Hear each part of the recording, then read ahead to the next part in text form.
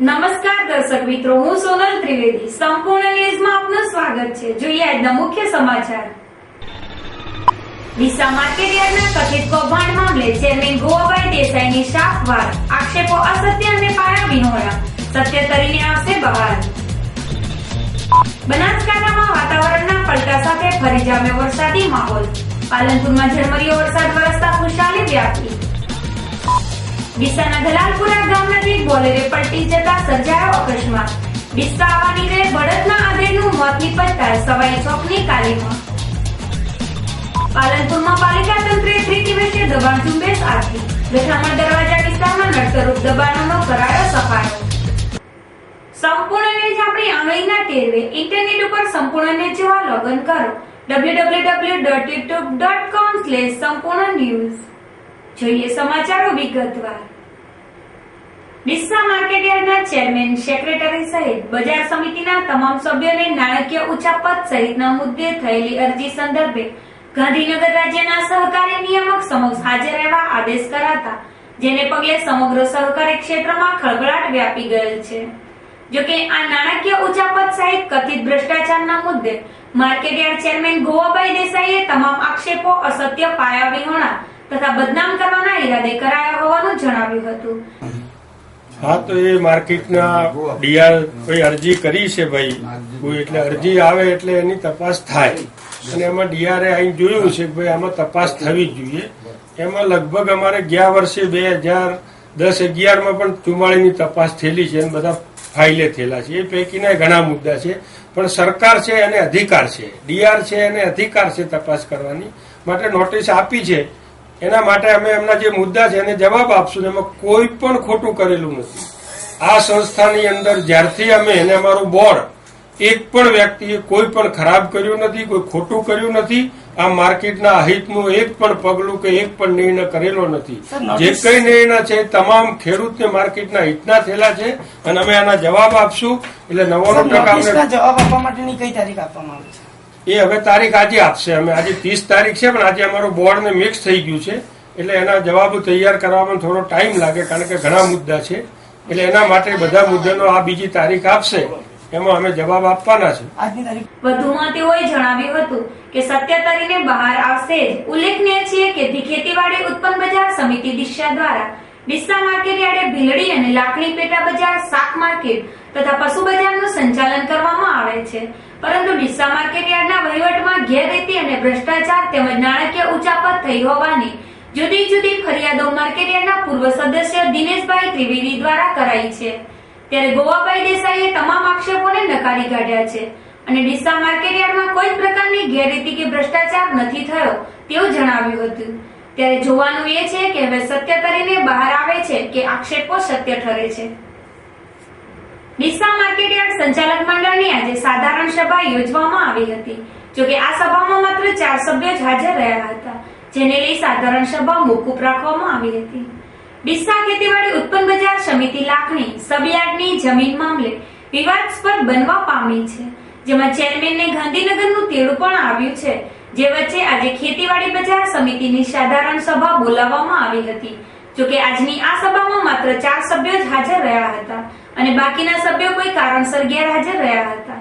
જોકે સાધારણ સભા યોજવા માટે સભ્યોની પૂરતી સંખ્યા ન થતા આખરે આજની સભા મોકૂફ રાખવામાં આવી હતી. મીટિંગ હતી માર્કેટયાર્ડની 30 તારીખનો બોર્ડ બોલાયેલું હતું. એના પછી સરકારમાં અરજીઓ કરી છે એ બાબતની તમામ સભ્યોને નિયામકશ્રીએ એક નોટિસના રૂપમાં કાગળ આપીને આજની તારીખ આપી હતી. 30 તારીખે જે સભ્યોને બોર્ડને કહેવું હોય એ નિયામક ઓફિસ ગાંધીનગર આવીને કહે.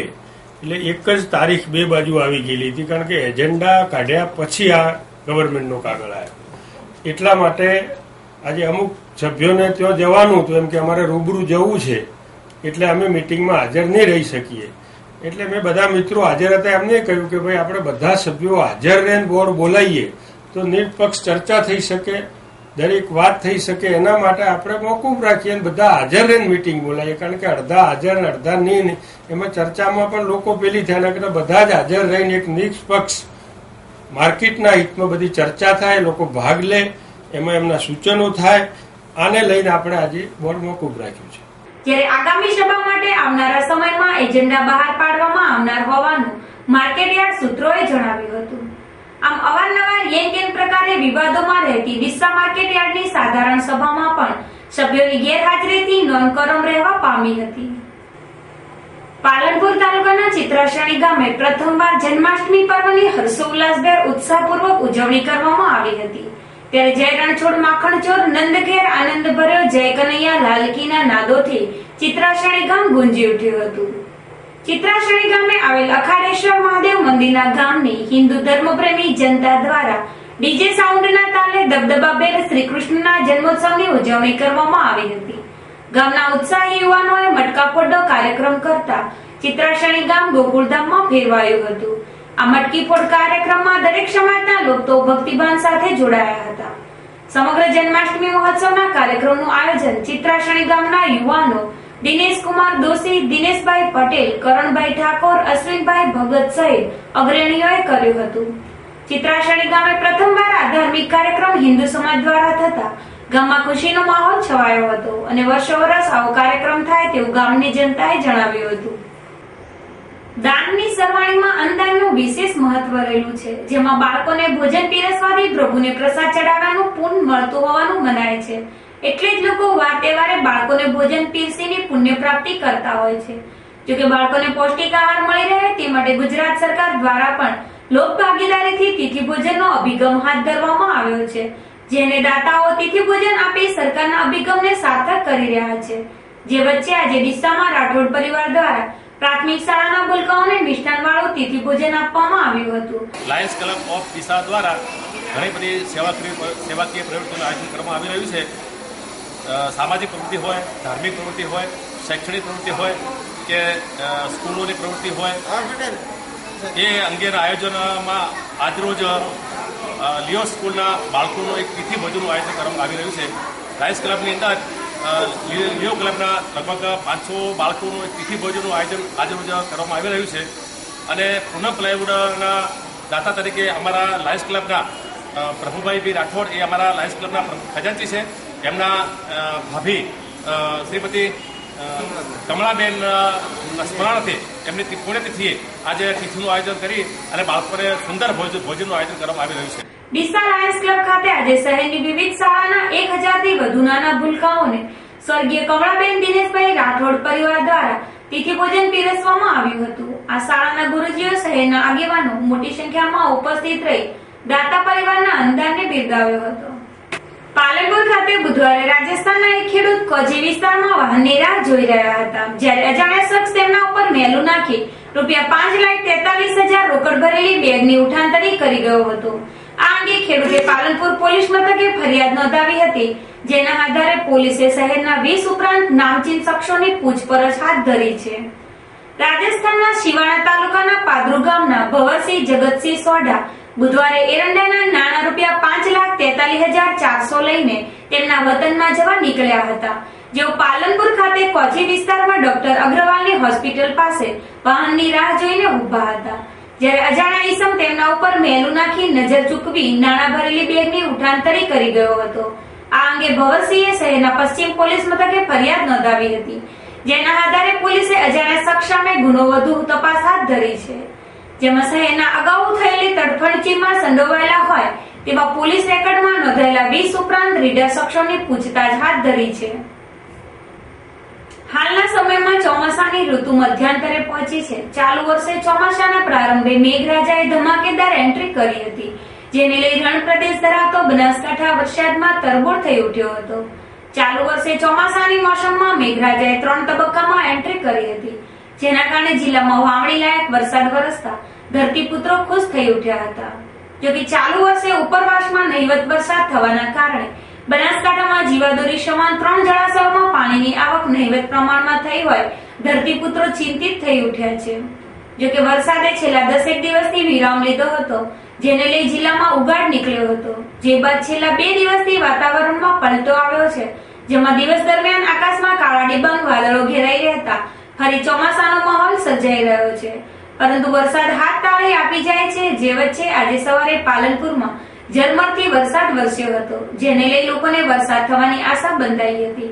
પરંતુ બાદમાં વરસાદે વિરામ લેતા લોકોની આશા ઠગારી નીવડી હતી. ડીસા તાલુકાના ગલાલપુરા ગામે આજે બપોરે ગાડી પલટી જતા અકસ્માત સર્જાયો હતો. આ દુર્ઘટનામાં ગાડી નીચે આવી જતા ચાલકનું કરુણ મોત નીપજ્યું હતું. ડીસાના બળદ ગામના 40 વર્ષીય રામબા વદાજી વાઘેલા આજે પોતાની બોલેરો ગાડી લઈ ડીસા તરફ આવી રહ્યા હતા. જોકે જરૂરી કામે ગાડી લઈ નીકળેલા રામબા વાઘેલા ગલાલપુરા ગામ નજીકથી પસાર થઈ રહ્યા હતા. તે સમયે અચાનક ગાડીનું ટાયર ફાટી ગયું હતું, જેને લઈ ગાડી રોડ સાઈડમાં પલટી જતા અકસ્માત સર્જાયો હતો. જોકે આ દુર્ઘટનામાં ગાડીના ચાલક રામબા વાઘેલાને ગંભીર ઈજાઓ થતા તેમનું કરુણ મોત નીપજ્યું હતું. આ મામલે પોલીસે અકસ્માતનો ગુનો નોંધી મૃતદેહને પીએમ અર્થે મોકલી આપી કાર્યવાહી હાથ ધરી હતી. આમ બળદના 40 વર્ષીય આધેડનું માર્ગ અકસ્માતમાં કરુણ મોત નીપજતા સમગ્ર પંથકમાં ભારે શોકની કાલીમાં છવાઈ જવા પામી હતી. વડગામ તાલુકાના છનિયાળા ગામના સ્વર્ગીય ગણેશભાઈ ખુશાલભાઈ પ્રજાપતિના શ્રદ્ધાંજલિ કાર્યક્રમ નિમિત્તે બજેટ સંસદનો કાર્યક્રમ ભગત શ્રી માંજીભાઈ ગણેશભાઈ પ્રજાપતિ તેમજ તેમના કુટુંબી ભાઈઓને ત્યાં પરિવારજનો દ્વારા છનિયાળા નિવાસી લાલુરામ મહારાજના આદેશ પ્રમાણે યોજવામાં આવેલ હતો.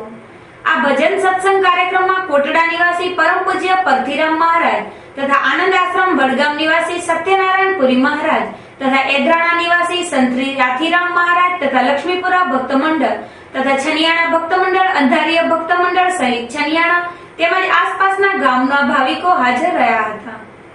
આ પ્રસંગે નિરાત સંપ્રદાયના સંતો મહંતોએ ભગવાન શું છે, ભગવાન ક્યાં છે, જીવન કેમ જીવવું તેમજ સત્સંગનો મહિમા શું છે તેવી વાતો કરી સત્સંગ થકી પ્રભુને પામી શકાય છે તથા દુર્લભ મનુષ્યનો અવતાર વારંવાર મળતો નથી, તો ભક્તિ કરી મનુષ્ય જીવન સફળ બનાવવું જોઈએ તેવું જણાવ્યું હતું. વધુમાં સંતોએ ભગવાનને પામવા સદગુરુ કરવા જરૂરી છે, સદગુરુ થકી પ્રભુની પ્રાપ્તિ થાય છે તેવું પણ જણાવ્યું હતું. આ ભજન સત્સંગ કાર્યક્રમમાં ભક્તોએ સુંદર ભજનો ગાઈ ઉપસ્થિત લોકોને ભક્તિના રસમાં તરબોળ કરી મૂક્યા હતા. આ કાર્યક્રમમાં સ્વર્ગીય ગણેશભાઈ પ્રજાપતિના આત્માને શાંતિ મળે તે માટે પ્રભુને પ્રાર્થના કરી શ્રદ્ધાંજલિ અર્પવામાં આવી હતી.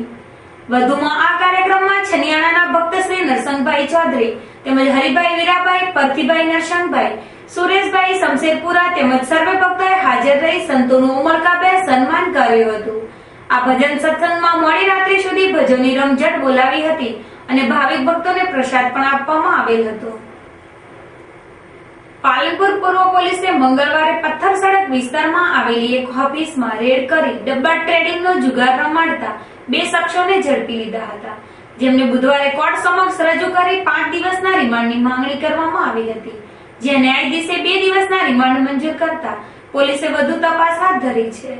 પોલીસે શ્રી દર્શન કોમ્પ્લેક્સની દુકાન નંબર 4 માંથી ડબ્બા ટ્રેડિંગનો જુગાર રમતા પાલનપુર હમીરબાગના આશીષભાઈ દિલીપભાઈ નાયક અને અંબિકાનગરના શૈલેષભાઈ ભાઈચંદભાઈ પંચાલને ઝડપી લીધા હતા, જેમની પાસેથી રૂપિયા 3,11,000 નો મુદ્દામાલ કબજે કરી કાયદેસરની કાર્યવાહી હાથ ધરી હતી. દરમિયાન બુધવારે પીએસઆઈ કેતનકુમાર વ્યાસે બંને શખ્સોને પાલનપુરની ચીફ કોર્ટમાં રજૂ કરી 5 દિવસના રિમાન્ડની માંગણી કરી હતી, જ્યાં ન્યાયાધીશે બંનેને 2 દિવસના રિમાન્ડ મંજૂર કર્યા હતા. રિમાન્ડ દરમિયાન બેંકમાં થયેલો નાણાકીય વ્યવહાર તેમજ જુગારમાં સંડોવાયેલા વધુ શખ્સોના નામ બહાર આવવાની શક્યતાઓ છે. ડીસાના ભોપાનગર વિસ્તારમાં આજે સેવાભાવી લોકો દ્વારા રણુજા જતા પદયાત્રીઓની સેવામાં સેવા કેમ્પ ખોલવામાં આવ્યો છે. કળિયુગના પરમચાધારી દેવ બાબા રામદેવનો ભાદરવા માસમાં રણુજા ખાતે ભવ્ય મેળો ભરાય છે. જગવિખ્યાત રામદેવ વરાના મહામેળામાં ભારતભરમાંથી શ્રદ્ધાળુઓ દર્શનાર્થે ઉમટે છે, તો લાખો શ્રદ્ધાળુઓ પોતાની માનતા આકડી પૂરી કરવા પદયાત્રા કરી રણુજા પહોંચે છે. બાબા રામદેવનો ભાદરવો માસ નજીકમાં હોય ગુજરાતના રામદેવ ભક્તો રણુજા જવા પ્રસ્થાન કર્યું છે, જેને લઈ રણુજાને જોડતા બનાસકાંઠાના માર્ગો ઉપર પદયાત્રીઓનો ધમધમાટ શરૂ થયો છે. આપણા 6 વર્ષથી કેમ ચાલે બધી સગવડ છે, નાહવાની, જમવાની, ડોક્ટર ઘરે સગવડ આલો, બાબાની મહેરબાની છે. જય બાબા ચાલે. રણુજાની કઠિન પદયાત્રા ખેડતા યાત્રીઓની સેવા માટે ઠેર ઠેર સેવા કેમ્પો ખોલવામાં આવી રહ્યા છે, જેમાં આજે ડીસાના ભોપાનગરમાં રણુજા જતા પદયાત્રીઓની સેવામાં સેવા કેમ્પ ખુલ્લો મુકાયો છે, જેમાં ચા, પાણી, નાસ્તા સહિત રહેવાની ઉત્તમ સગવડ ઊભી કરવામાં આવી છે. પાલનપુરના ગઠમણ દરવાજા વિસ્તારમાં આજે પાલિકા દ્વારા દબાણ ઝુંબેશ હાથ ધરવામાં આવી હતી, જેમાં જાહેર રસ્તાના નડતરરૂપ દુકાનોના ઓટલા તોડી પાડવામાં આવતા દબાણદાર વેપારીઓમાં ભારે ફફડાટ વ્યાપી જવા પામ્યો હતો. પાલનપુરના ગઠામણ દરવાજાથી ગોબરી રોડ જવાના માર્ગ ઉપર આવેલ પ્રકાશ સુપર સ્ટોર સહિત 5 દુકાનો આગળ દબાણમાં ઓટલા ચણી લેવામાં આવ્યા હતા. આ દબાણના કારણે જાહેર માર્ગ ઉપર અડચણ ઊભી થવા પામી હતી, જે મામલે મુખ્યમંત્રીના ફરિયાદ નિવારણ કાર્યક્રમમાં રજૂઆત કરવામાં આવી હતી. આમ પાલનપુરના દબાણના મુદ્દે મુખ્યમંત્રી સુધી પહોંચતા આ દબાણો દૂર કરવાનો હુકમ કરવામાં આવ્યો હતો, જેના પગલે આજે પાલિકાની દબાણ ટીમે ચુસ્ત પોલીસ પહેરા વચ્ચે ગઠામણ દરવાજા વિસ્તારમાં દબાણ ઝુંબેશ હાથ ધરી હતી, જેમાં જાહેર માર્ગને નડતરરૂપ દબાણનો સફાયો કરવામાં આવ્યો હતો. નગરપાલિકાના અંદર હદ વિસ્તારમાં જે તાલુકા ફરિયાદ નિવારણ તેમજ જિલ્લા ફરિયાદ નિવારણના અંદર જે પ્રશ્નો પાલનપુર નગરપાલિકાના દબાણ ખાતેના આવેલ તે સંદર્ભે તારીખ 29, 30, 31 તારીખના 3 દિવસના દબાણ હટાવ ઝુંબેશ રાખેલ છે. જે સંદર્ભે 29 તારીખના રોજ પણ 4 થી 5 દબાણો હટાવવામાં આવેલ અને આજની તારીખના અંદર પણ ગર્લ્સ હાઈસ્કૂલની સામે તેમજ પ્રકાશ સ્ટોર જે કરિયાણાનો શોરૂમ છે ત્યાં આગળ પણ દબાણ હટાવવાની કામગીરી ચાલુ છે અને ત્યારબાદ નિયાણા ચોકડીના પણ દબાણો હટાવવામાં આવશે. અને 31 તારીખે પાલનપુર શહેરમાં લારી ગલ્લા સંદર્ભે જે ફરિયાદ નિવારણમાં ફરિયાદ આવેલ છે તે તમામ વિસ્તારના અંદર લારી ગલ્લા તેમજ જે દબાણ પાકા કરેલા છે તે પણ હટાવવામાં આવશે. આમ પાલનપુર પાલિકા તંત્ર દ્વારા આજે ગઠામણ દરવાજા વિસ્તારમાં દબાણ ઝુંબેશ હાથ ધરતા દબાણદારોમાં ભારે ફફડાટ વ્યાપી જવા પામ્યો હતો. ફરી એક નજર આજના મુખ્ય સમાચાર ઉપર. ડીસા માર્કેટયાર્ડના કથિત કૌભાંડ મામલે ચેરમેન ગોવાભાઈ દેસાઈની શાફવાર, આક્ષેપો અસત્ય અને પાયાવિહોણા, સત્ય તરીને આવશે બહાર. બનાસકાંઠામાં વાતાવરણના પલટા સાથે ફરી જામ્યો વરસાદી માહોલ. પાલનપુરમાં ઝરમરીયો વરસાદ વરસતા ખુશાલી વ્યાપી. ડીસાના ગલાલપુરા ગામ નજીક બોલેરે પલટી જતા સર્જાયો અકસ્માત. ડીસા આવવા નીકળે બળદના આધેડનું મોત નીપજતા સવાઈ ચોકની તાલીમાં. પાલનપુરમાં પાલિકા તંત્રે ત્રિદિવસીય દબાણ ઝુંબેશ આથી ગઠામણ દરવાજા વિસ્તારમાં નડતરરૂપ દબાણોનો કરાયો સફાયો. આ હતા અત્યાર સુધીના સમાચાર. વધુ સમાચાર સાથે ફરી મળીશું. નમસ્કાર.